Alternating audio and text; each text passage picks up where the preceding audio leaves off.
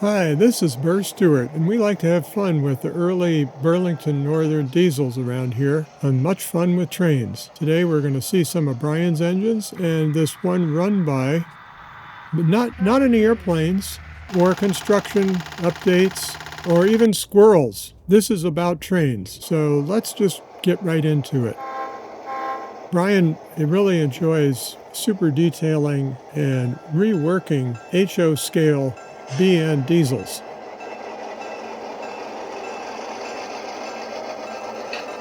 And since we're modeling the early 1970s, there should be quite a few of them around here. Today he brought 4 of them over just to show off, and I'll show you some interesting details here in just a second. We'll go through this shot again. That was a couple of Jeeps we saw.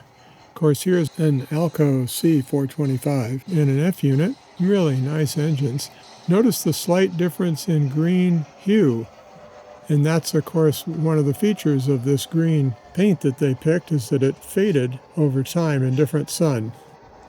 And, of course, the manufacturers have used different paints in trying to model it as well. Isn't that nice?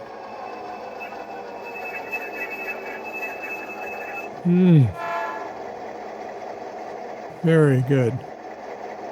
Now let's take another look at this shot. See how the ACI label is out on the handrail there on the right-hand unit? And that's a feature you see in photographs of the prototype locomotives. And on this left-hand one, he put it on the hood, which you also see in many shots. Very cool. Isn't that a nice weathering job with the dripping oil and the rust spots? Oh, I tell you, I never get tired of looking at Brian's diesels. And if you look back on my channel here, you'll see a lot of other videos featuring them. There are the ACI labels on the hood. And more excellent weathering. Unfortunately, I didn't get this F unit in focus, so we won't stay looking at that too long. And here come these fellows here. And see how bright the headlights are? He loves to put in the super bright headlights.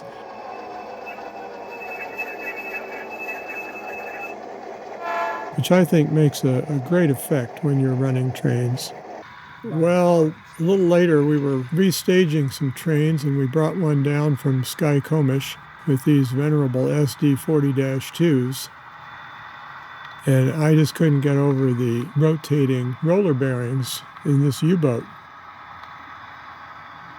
I've showed this to you before, but I'm going to show it to you again. Look at them turning. Isn't that a great effect? You're starting to see more manufacturers including this in their models, both freight cars and engines. I don't know.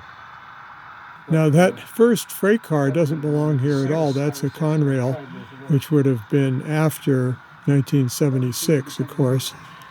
And I'm trying to model 1973. And, you know, we still, mistakes come in. What can I say? It's hard to get everything just perfect. Now, of course, that New York Central box car and the rest of these cars fit right in with the early 70s. No problem. And you can see some of the scenery work here, too, with the details, the crew out there with the forklift truck.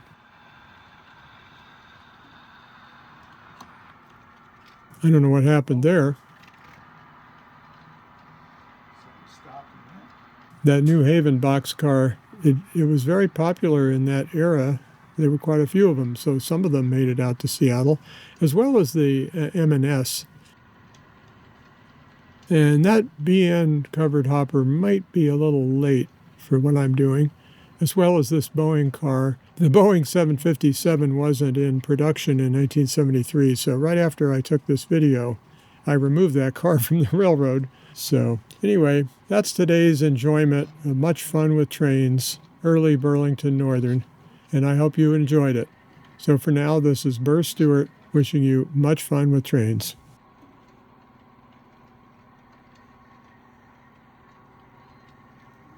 Look, there's a unicorn.